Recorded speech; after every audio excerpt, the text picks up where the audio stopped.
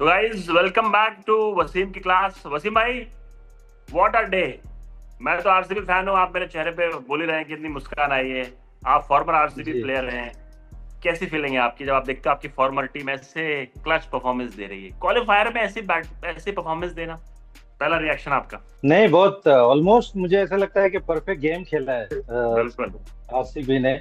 हम्म। एक तो टॉस हारे, लेकिन उसके बाद में एक्चुअली इजी विकेट नहीं था। मुझे ऐसा लगा कि थोड़ा सा टू पेस विकेट था, लेकिन जैसी शुरुआत करी वेंकटेश अय्यर ने, और उसके बाद में मतलब वेंकटेश अय्यर ने वो थोड़ा सा इम्पेटस दिया। हालांकि वो 17 ही रनों की पारी थी, लेकिन वो जो इम्पेटस आपको चाहिए होता है स्टार्ट ऑफ द इनिंग्स, वो दिया। यस। अनफॉर्चुनेटली आउट हो गए। फिर उसके बाद में Virat Kohli picked it up from hmm. There, and then कमाल की बैटिंग कर रहे थे। वो तो अनफॉर्चुनेट था कि वो आउट हो गए। लेकिन उसके बाद में रजत पाटीदार ने जो इनिंग खेली, आई मीन कमाल। One of the best inning. मतलब प्ले ऑफ में ऐसी इनिंग खेलना, इससे सीरियसली। पहले भी उन्होंने खेली हुई है एक इनिंग बिल्कुल। 100, लेकिन क्या कमाल की इनिंग खेली है। फिर कृणाल पांड्या ने भी जबरदस्त पारी खेली। ओवरऑल मुझे ऐसा लगता है कि कंप्लीट परफॉर्मेंस के, आपने 250 के आसपास रन बना दिए।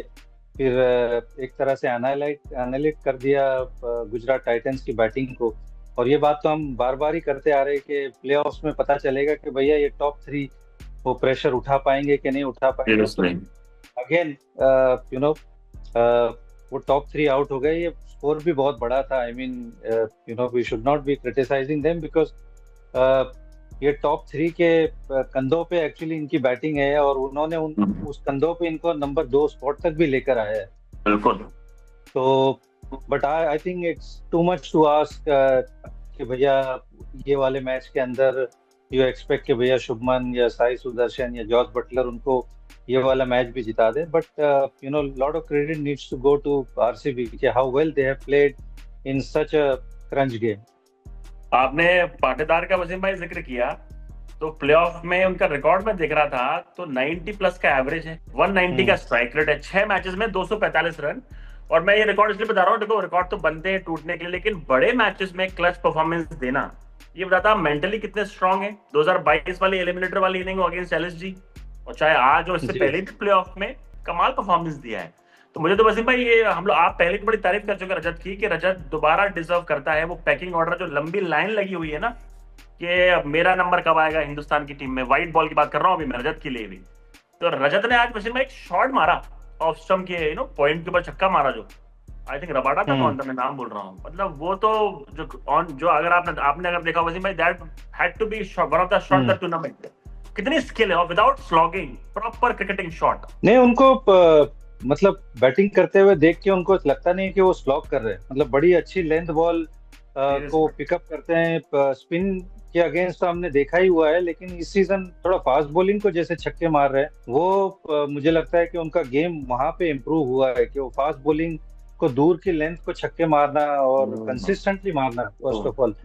और अगेन प्लेऑफ्स में ऐसी क्लच परफॉर्मेंस देना, ये काबिल तारीफ बात है। आई मीन हमने देखा है कि अच्छे अच्छे प्लेयर क्रूशल मैच में आके थोड़ा सा धसल जाते हैं, but Rajat Patidar has been very consistent. और आज उनके नॉक ने एक्चुअली इट मेड श्योर के they bat GT out of the game, कि वो 250 बनाया।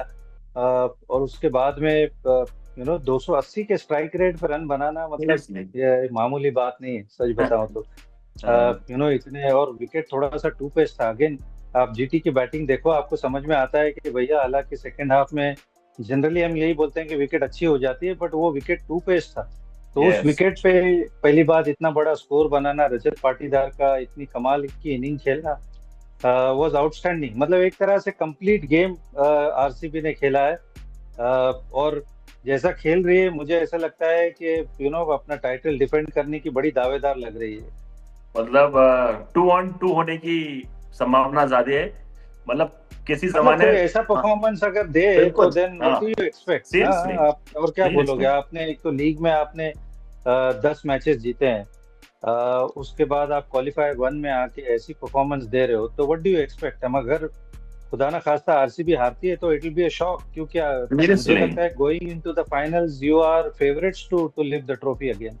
अब चाहे कोई भी आ जाए, चाहे वो जीटी दोबारा आ जाए, चाहे आरआर हो, चाहे एसआरएच हो, एब्सोल्यूट फेवरेट है। और उसी पे मुझे इस टीम कल्चर में बात करना, 17-18 साल हो गए आरसीबी को, कभी जीते नहीं, फिर एक टाइटल जीते, अब सडनली सेकंड वर्ष में है कि सेकंड भी जीत सकते हैं।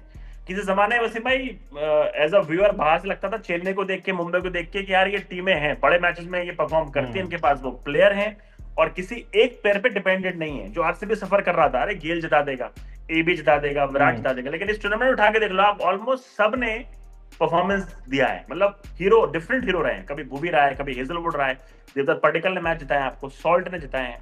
लग रहा है ना कि एक लेगेसी टाइप क्रिएट हो रही है आरसीबी की भी, तगड़ी टीम है बॉस। बिल्कुल बिल्कुल, और मल्टीपल मैच विनर्स हैं इस टीम के अंदर, and lot of credit has to go जो उनके एंडी फ्लावर है या मो बोबार्ट है, बिल्कुल। Even Dinesh Karthik for that matter, कि भैया जो ऑक्शन में उन्होंने टीम पिक की, क्योंकि इससे पहले हमेशा बैटिंग हैवी टीम होती थी, या बड़े बड़े नाम को लेने के पीछे आरसीबी जाती थी।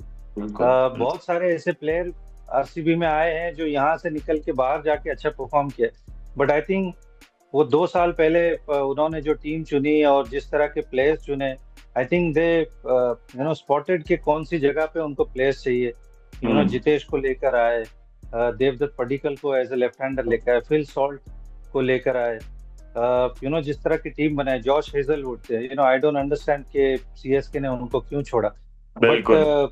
भैया जिस तरह की उन्होंने टीम बनाई, कृणाल पांड्या को लेकर आया, तो ये सारी शुरुआत 2 साल पहले ऑक्शन से उन्होंने की थी, कि जिस तरह की टीम उन्होंने पिक की, and those guys are delivering. I mean team pick करना एक बात है और प्लेयर्स डिलीवर करना एक बात है। एक नए कप्तान को उन्होंने बनाया था, रजत पाटीदार पे उन्होंने दाव खेला था, विराट कोहली ने कप्तानी छोड़ी थी, एक बड़ा रिस्क था कि रजत पाटीदार, जो कि भैया इतना बड़ा नाम नहीं है, इंटरनेशनल क्रिकेट में कप्तानी नहीं की है, तो उसको इतनी बड़ी फ्रेंचाइज की कप्तानी देना, तो they took a lot of risk, but I think they choose the right people for the right job, I would say, and it is paying dividends. ये पता चल रहा है, क्योंकि one of the most successful captain होंगे रजत पाटीदार, अगर ये 2 बार अगर फाइनल जीत जाते हैं तो, and with his own performance also. Seriously खुद ऐसा परफॉर्म किया है। और वैसे मैं लगभग 1 महीने पहले मैंने रजत पाटीदार पे ही आपसे एक क्वेश्चन पूछा था कि हिंदुस्तान के लिए चांस मिला, आप थोड़े डिसअपॉइंटेड थे कि बेटर ग्रैब वो कर सकते थे, वनडे सिर्फ एक ही दिया है अभी सिलेक्टर्स ने खेलने को।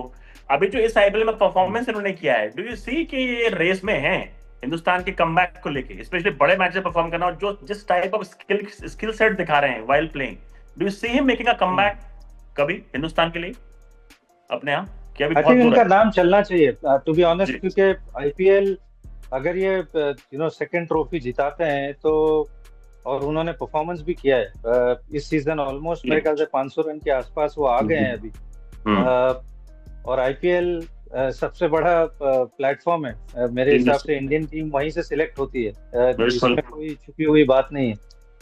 रणजी ट्रॉफी को कोई अभी देखता नहीं है, आप परफॉर्म करो, तो हम इस बारे में बात कर चुके हैं। तो अगर कोई लड़का 2 बार बैक टू बैक ट्रॉफी जिता रहा है, साथ में खुद परफॉर्मेंस कर रहा है, तो देन मुझे लगता है कि भैया उसको तो मौका मिलना चाहिए, उसको T20 की टीम में आपको डालना चाहिए, क्योंकि उसने परफॉर्म किया है। सूर्या के बाद अगर किसी को कप्तानी का दावेदार अगर हम सोचते हैं, एक श्रेयस अय्यर का हम नाम बात करते हैं, बट अगर जो लड़का तुमको 2 ट्रॉफी जिता रहा है, तो why not his name is in the hat, it has to be forefront, क्योंकि भैया उसने 2 ट्रॉफी जिताई है, आप कुछ भी कर लो, he has delivered, he has performed, और वो फ्रेंचाइज जिसके ऊपर इतना प्रेशर होता है, जिसकी इतनी फैन फॉलोइंग है, तो इट्स अ कमेंडेबल जॉब। और वहां पर अपना नाम सा बना लेना कि अब आपको ड्रेसिंग रूम भी पूरी रिस्पेक्ट कर रहा है, वो नजर आता है प्लेयर्स की आईज में भी। आज जब वो बैटिंग कर रहे थे तो जो रिएक्शन था हर बॉल पे, हर चौके पे उनके, जो चाहे विराट कोहली का रिएक्शन आता हो कि वो भी उनकी स्किल को लेके ना ओवरऑल हो रहे हैं सब लोग। जीटी की वसीम भाई जो ड्रबिंग हुई है, इतनी बुरा ये लोग हारे हैं, तो एक तो सबसे कमाल का बॉलिंग अटैक है, हम लोग पहले टाइम से बोल रहे हैं, सर विकेट प्रूव भी किया है, बैटिंग लेकिन ऑब्वियसली टॉप 3 अगर निकाल दो तो दे विल स्ट्रगल, बहुत हल्की टीम नजर आते हैं। इससे कमबैक करना क्वालिफायर 2 में आप कोई भी हो, चाहे एसआरएच आ रही हो, चाहे आरआर आ रही हो, कैसा रहेगा इनके लिए? अब इतनी मैसिव हार से आप आते हो, कॉन्फिडेंस कितना लो हो गया होगा इनका इस मैच के बाद तो। नहीं, लो होगा, but I think they live themselves. अच्छा। उनको पता है कि हमको एक मौका मिला है, और यही हम्म। फायदा होता है कि जब आप टॉप टू में फिनिश करते हो तो आपको एक लाइफलाइन और मिलती है। तो वो लाइफलाइन को यूज करना होगा, इस मैच को भूलना होगा उनको, कि हम्म। जितनी जल्दी इस मैच को भूल जाए। और मुझे ऐसा लगता है कि जीटी के लिए बेटर है कि वो पहले बल्लेबाजी करे। मुझे ऐसा लगता है कि ये टेम्पलेट उनके लिए ज्यादा बेटर है। तब यस। उनके थोड़े बल्लेबाज भी थोड़ा इतने प्रेशर में बल्लेबाजी नहीं करेंगे। और आपकी जितनी अच्छी बॉलिंग है, मुझे लगता है कि आपको अपनी बॉलिंग को थोड़ा सा ज्यादा प्रेशर देना चाहिए, ना कि अपनी बैटिंग को। तो आई फील के दे नीड टू थोड़ा सा अपना हम्म। टेम्पलेट में भी चेंज कर हम्म। सकते हैं going into the next game. कि हम्म। भैया पहले बल्लेबाजी करे, इफ अगर आपके पास चॉइस आती है तो। और एनीवे मुझे ऐसा लगता है कि जो भी टीम टॉस जीती है वो फील्डिंग करने को देखेगी। बट अगर आप टॉस जीतते हो तो आप कोशिश करिए कि बैटिंग करके आप अगर 180 रन भी बोर्ड पे लगाते हो तो आपकी हम्म। बॉलिंग है ऐसी कि आप डिफेंड बिल्कुल। कर जाओगे। हम्म। तो और आपकी बल्लेबाजी आप बिना प्रेशर के करना चाहोगे, हम्म। तो उसके लिए आप पहले बल्लेबाजी करना मुझे लगता है कि ज्यादा बेटर है। तो I feel they need to rethink that strategy, क्योंकि आज आपने टॉस जीता, बॉलिंग की, और आपने 250 रन लगा यस। दिए। यस। तब तो मतलब आपके तीनों बल्लेबाजों पे बहुत प्रेशर होता है। उसके अलावा निशांत सिद्धू नए प्लेयर है, वॉशी ऑब्वियसली, ये तीन की कैटेगरी में नहीं आते हैं, तो फिर उसके बाद में तो बैटिंग बचती नहीं है। तो सीरियसली, आई जस्ट फील कि they need to rethink their strategy. कि पहले बैटिंग करो और जो भी बनाना है बनाओ, फिर हाँ आपकी बॉलिंग उस केपेबल इनफ है कि कुछ भी शायद डिफेंड कर जाए। अब जी। Eliminator time, SRH versus Rajasthan Royals. अब ये दूसरा मैच है, किसको पिक कर रहे हो आप इन दोनों में से? मुल्लापुर में है। मुझे लगता है कि एसआरएच थोड़ी सी बेटर अच्छा। टीम है। हाँ। थोड़ी ऑलराउंड ज्यादा बेटर टीम मुझे लगती है, कि बैटिंग बॉलिंग हाँ हाँ, और यस जिस यस। मोमेंटम से वो खेल रही है। तो एसआरएच फेवरेट से गोइंग इनटू एलिमिनेटर। आरआर की बहुत अच्छी टीम है, इसमें कोई शक नहीं, but they are dependent on their individuals. मुझे ऐसा लगता है कि जोफ्रा आर्चर पे थोड़ा ज्यादा डिपेंडेंट है, यशस्वी, वैभव। वैभव सूर्यवंशी पे ज्यादा डिपेंडेंट है। रियान पराग की फिटनेस पे थोड़ा सा क्वेश्चन मार्क है। तो ऑल इन ऑल मुझे ऐसा लगता है कि वो दो तीन प्लेयर थोड़ा सा उनके ऊपर ज्यादा निर्भर होती है आरआर। वहीं कंपेयर टू एसआरएच थोड़ी सी बेटर राउंडेड टीम लगती है ना। Abhishek, Travis Travis Head, Klaasen, obviously इनके ऊपर जिम्मेदारी है, और ये बना भी रहे हैं। ईशान किशन है जो कमाल की बल्लेबाजी कर रहे हैं। बट बॉलिंग में भी मुझे ऐसा लगता है तीन चार लोग हैं जो कलेक्टिवली अच्छा परफॉर्मेंस कर रहे हैं। तो आई जस्ट फील थोड़ा एसआरएच थोड़ी बेटर टीम लग रही है गोइंग इनटू नेक्स्ट राउंड। आपको क्या लगता है, ये रिपीट हो सकता है क्या जो आज क्वालिफायर वाले, आरसीबी वर्सेस जीटी दोबारा? या फिर आपको लग रहा है ये मुश्किल होगा क्वालिफायर टूर के लिए? आपका प्रेडिक्शन क्या है वसीम भाई फिनाले के लिए? आरसीबी वर्सेस किसको आप डाल रहे हो ब्रैकेट में? Who will qualify, who will go all the way? मुझे ऐसे लग रहा है एसआरएच अच्छा। एसआरएच आरसीबी मोस्टली फाइनल होगा। ओ मेरी मेरी यस। मुझे ऐसे फीलिंग है। जी। अच्छा। और आपने एसआरएच के लिए बोला था सबसे अच्छी बैटिंग लाइनअप आपको एसआरएच की लग रही थी जब ये सीजन स्टार्ट हुआ था। आपका माइंड अभी बदला है, स्पेशली आरसीबी को देखे कि आरसीबी टिम डेविड तक, उसके बाद शेपर्ड भी नहीं आ रहा है, तो ये तो बैटिंग माइंड बताना।